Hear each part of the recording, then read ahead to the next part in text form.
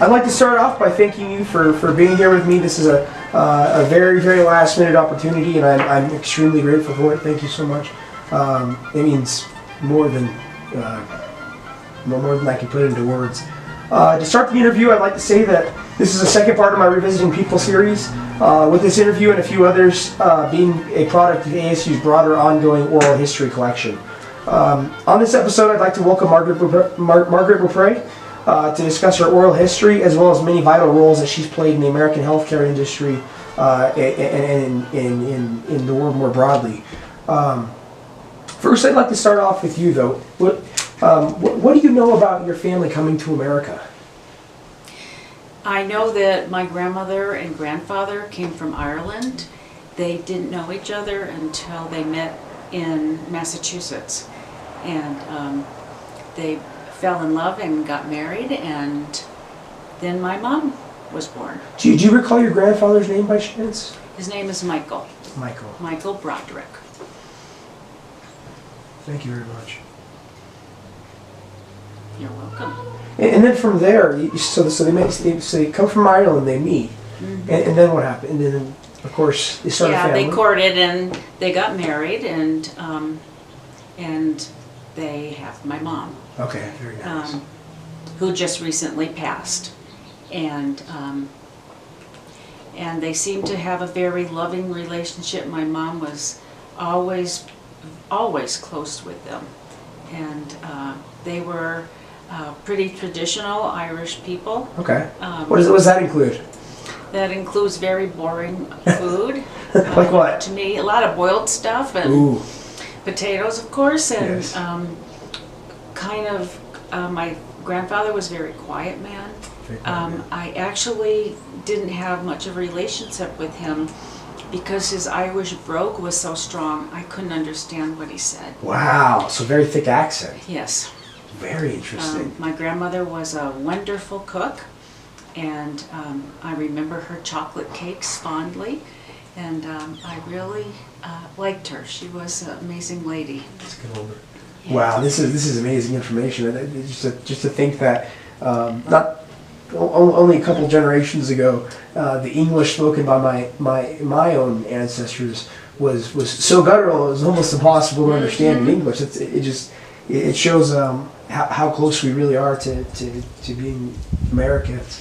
Would you like to expand?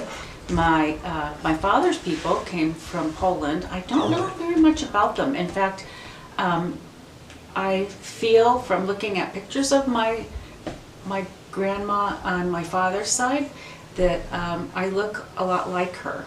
Really? And she was a very strong woman who ended up raising her children alone because her husband was not capable.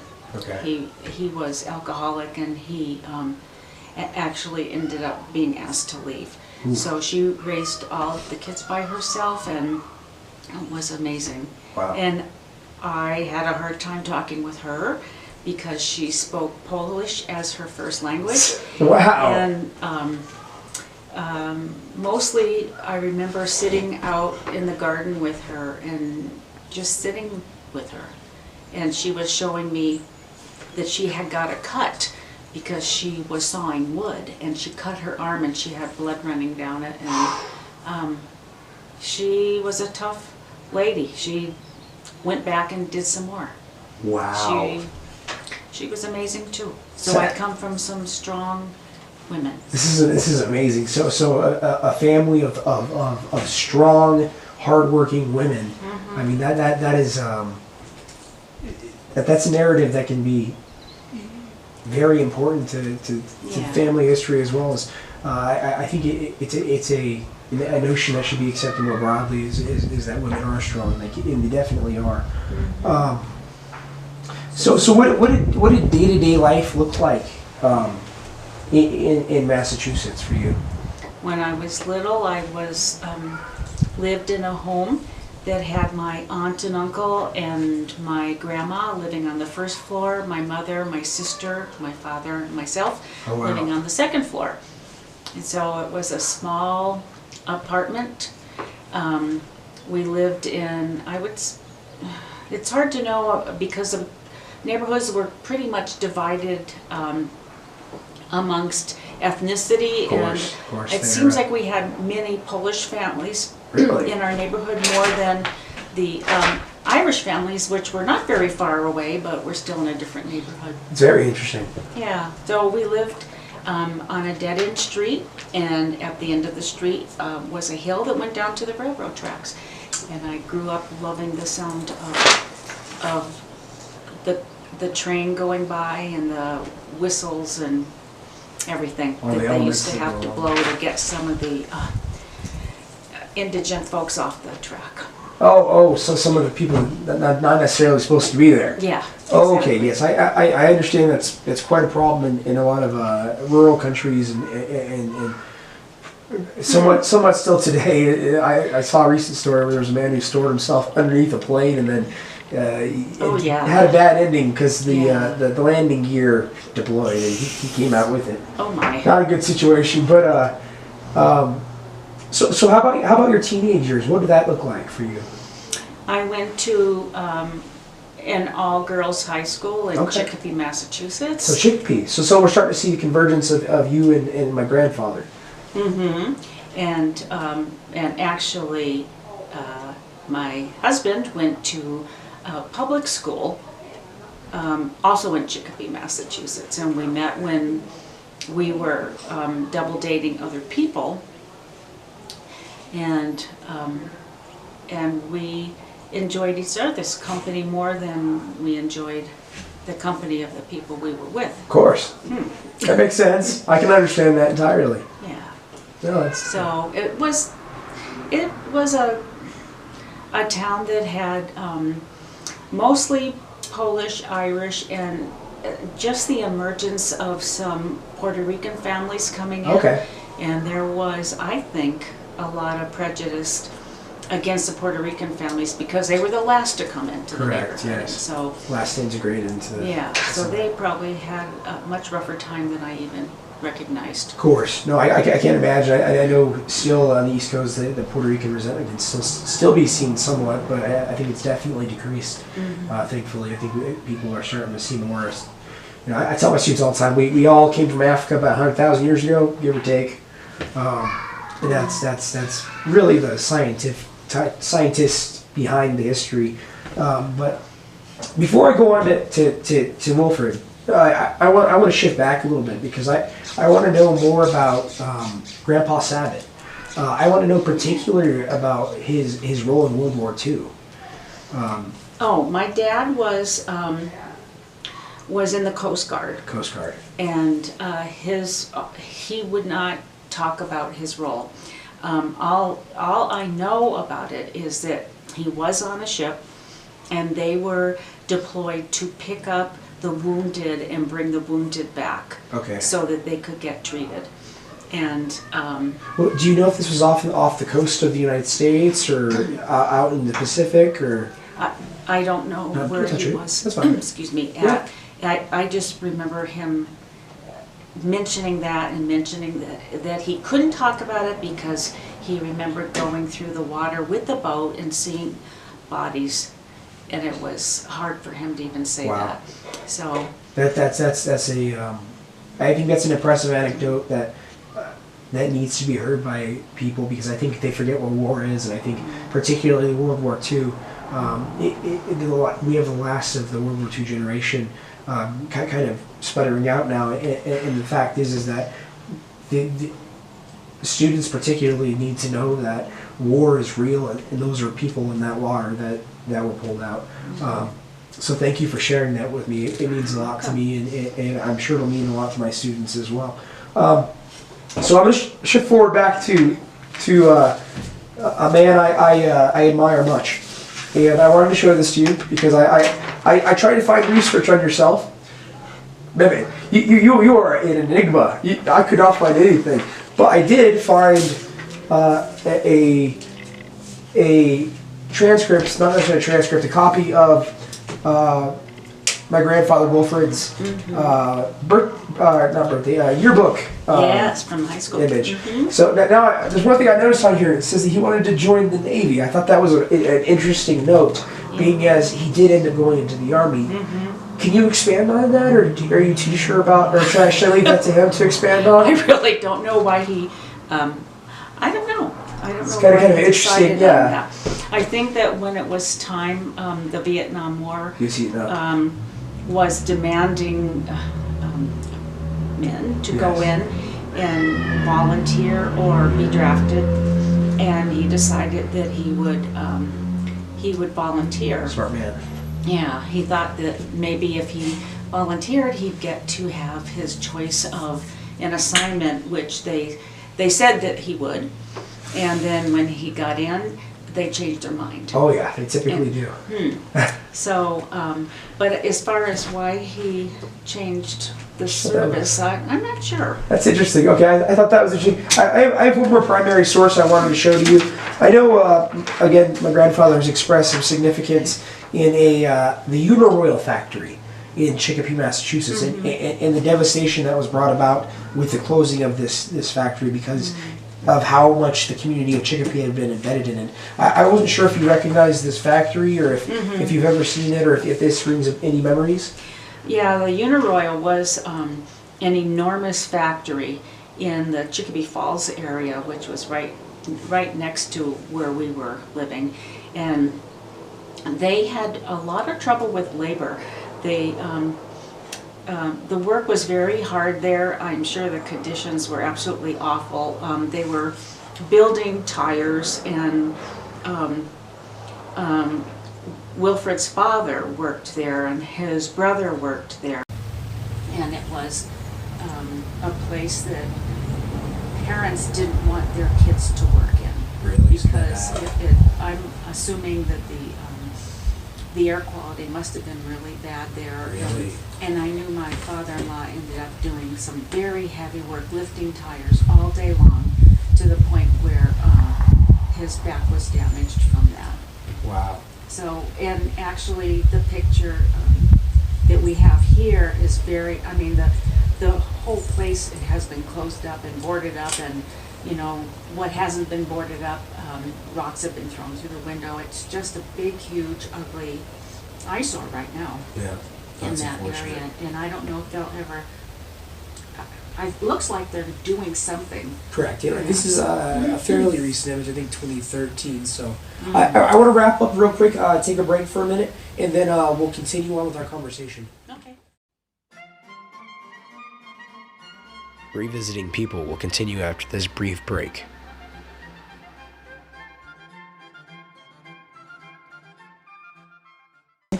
All right, this is part two. I wanted to continue with our interview. We just finished up discussing the Uniroyal factory and the unpleasant conditions. Now, I know that my grandfather had discussed the fact that he was actually denied access to work there by his own father because of the conditions. He did not elaborate on the actual work conditions, though. So that's an interesting note to think about the toxic fumes within that factory that. At the time were, at the very least, highly understudied and the effects unknown. So I can understand why Pepe was refused access to join the what appears to be almost a form of serfdom. I mean, in that type of work. So what I want to do now is I want to shift a little bit forward and focus more on Pepe's time in Germany. Because I know you guys have some really interesting anecdotes from your time there and all of the different things that you guys experienced and just the way of life there. I know that you guys have said has been pretty different compared to what you guys have experienced in the United States. We went over, well, Wilfred was sent over to Germany to a town called Schweinfurt, which had a very big army base. And he was originally there to learn how to be a clerk typist or something. That's what they told him. Of course. And in short order, he was put in the infantry, and they were starting to train all the infantry to go to Vietnam. Of course. But before I knew that, I had gotten my plane ticket and went over there to join him because we had been married actually 2 weeks after I graduated from high school. Wow.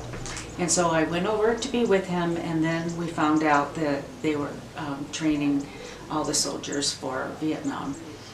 And one of the things that we did that was actually a very good thing for us is that we decided to go on a church retreat. And so we went to a place called Birch's Garden, a really beautiful spot where people love to ski, and it's mountainous and beautiful and snowy. And so we went out there with some other people, and Wilfred for the first time got on skis and went down the Black Run and came out on a stretcher. Oh. And he had broken his ankle, quite a bad break into his ankle. And so after that, he ended up not being considered probably qualified at that point to go to Vietnam anymore, because he needed to wear a enormous cast on his leg from his toes up to his knee. I'm sorry, I don't want to interrupt you. This retreat was in Austria, correct? Mm-hmm. So you guys traveled from Germany to Austria? That's pretty interesting. That's awesome. Beautiful, beautiful area. Okay. From what I remember, but we weren't there long because essentially I got to be with him in the ER, and so so then we just went back home, and back to where we lived in Germany, and they put him in a different position because you can't send somebody with a cast into the jungle. Yeah, so go fight these Viet Cong with this thick cast on your leg. Yeah, not gonna happen. That wouldn't work. Yeah, I wouldn't have wanted him to go fully abled. Sorry about that. I apologize. No, a blessing, I would say. What about the living conditions within your guys' apartment? I know you guys have kind of talked a little bit about that with me personally. We lived with another couple when I first moved over there because Wilfred was a private, and we had no money. At the very bottom. E1, okay, so we're talking E1. Yes, and so it's a rough position. We couldn't afford to live on our own. So another person that he was in the Army with said that he was in the same predicament, and his wife was on her way to come over and join him, and so the four of us lived together in an apartment, a small one that had 2 bedrooms and 1 bathroom. Wow. And a tiny kitchen living room that was heated by coal and wood stove. Wow. That we would get up in the morning and get started so that people would be able to get dressed. It was quite cold there in Germany. That's what I remember. But it was a good time. Despite that, it was a time for us to grow up because we were young, and it gave us a chance to get to know each other and just learn to be adults, I think. Of course. So let me ask you. I may be diving in too much deep on the actual living experience in the apartments, but I know Pepe has discussed with me the sea rations and the use of the water. Would you like to expand on that, or? Well, they gave the people some cases of sea rations, and I guess that was in case. I'm not sure why actually we had them, but they were despicable things. Well, you want to explain to me what they were like? Oh, it was like a can that you would open up, and it would have it.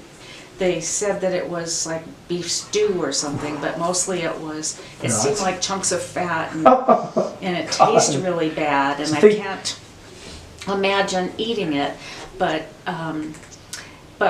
we did end up eating it because there were times that the money wouldn't stretch as far as as it needed to, and so we ended up eating it just to make our way through to the paycheck. Wow. That's truly an amazing American story in itself. Just the resilience and the ability to make do regardless of the circumstances. Now, would you like to expand on the hot water at all? The system that you guys had there? Well, we had a very small hot water tank that was in the kitchen to heat water for cooking, but we didn't we didn't have a tub or anything, and so we asked our landlady if we could use hers.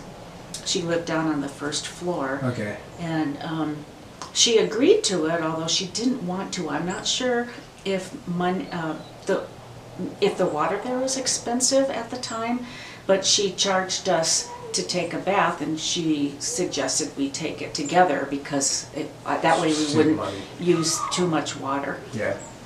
Which wasn't a problem for us, but of course. you know, but it can be a little difficult in small spaces for sure. Yeah. So that's what we did, but she didn't want us to be down there more than once a week, it seemed like. Oh, my. So that's not good when Yeah. you've got somebody who's been out in the field. Personal hygiene is important. Yeah, Military, man, for yes. sure. But, you know, that's okay.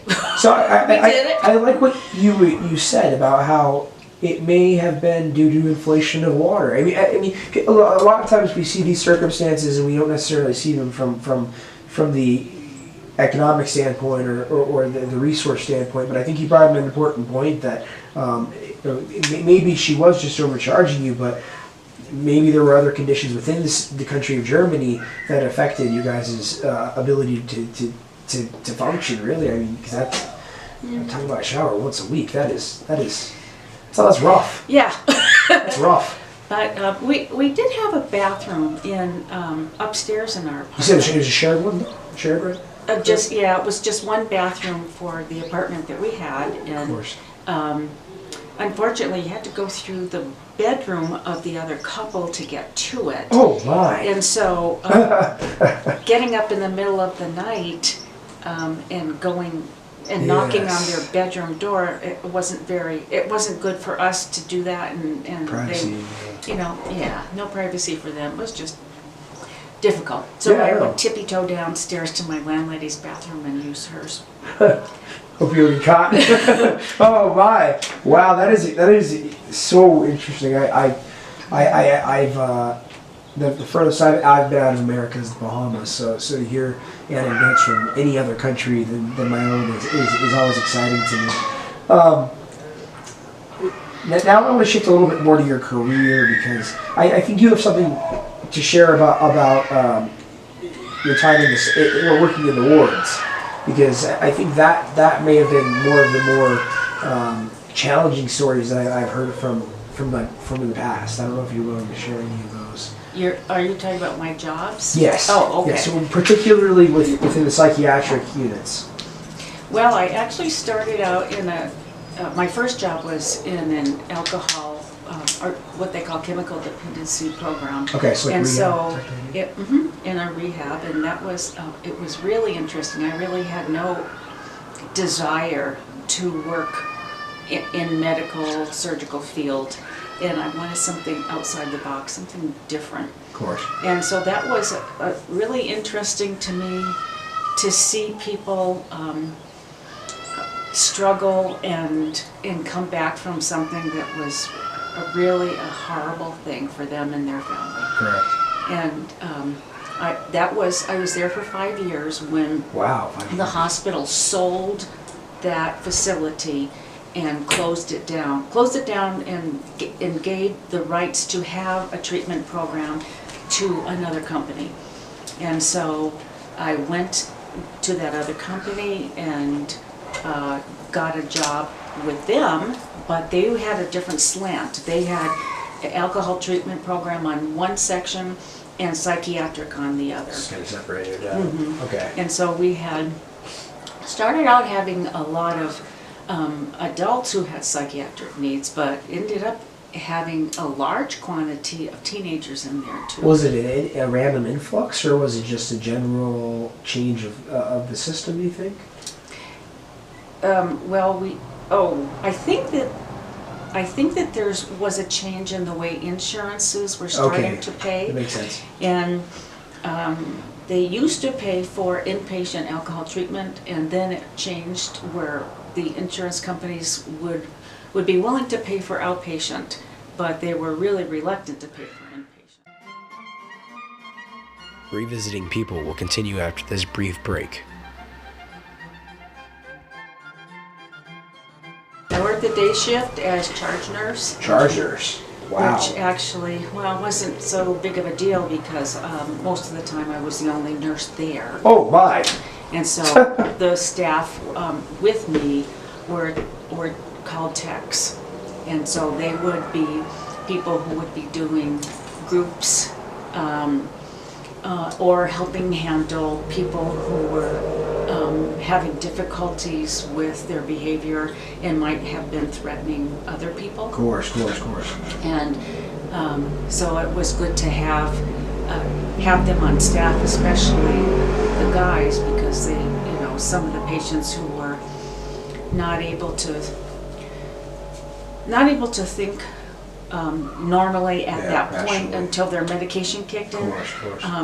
They needed some guidance to get them to calm down and or sometimes to be held down so that we could give them medication. Did you ever have any intense experiences that you recall that were particularly stood out for you? Oh, I remember one person that, this was a new facility, and I think it was a company that maybe didn't have a lot of psychiatric people or psychiatric type programs. So when we put people in lockup, where they would have a room to themselves, but they would be locked in there where they would be watched with a camera to make sure they didn't hurt themselves. But one person actually picked up their mattress and rammed the door with it and broke the window. Oh my. So I think after that, they finally decided that having real glass in the window was not the smartest move when you're dealing with people who were out of control. So I remember that because it was really frightening. We were very afraid that he would hurt himself because there was glass everywhere. Oh yeah, easy. And he was beyond talking to. He was very upset. No discussion, yes. Yeah. So did you ever have to take any grown men down yourself? I mean, like having to... Not myself. I always had people to help me do that. Okay, so that's good. And so most of the time, a lot of times people would respond to the staff and they, to talking, and they would be able to calm them. And sometimes they couldn't, and it was a concern that they would hurt themselves. Yeah, it's particularly, like I said, that's interesting to note that they didn't have like the type of plexiglass that they have today in those type of facilities, whereas then you shatter that glass out, then the I don't want to say inmate because they're not inmates, the patient then has the ability to injure themselves quite severely, which clearly has been altered in the contemporary era. I want to end right there on a strong note that you are a strong woman who has conquered some of the most difficult tasks, going from starting in America, taking you intercontinentally to Germany and back, and then even having to take care of some issues that were not your own, helping other people. That is significant. I really do want to thank you for being here with me today, and I appreciate your time more than I can put in words. Thank you so much. You're welcome, Seth. Thank you.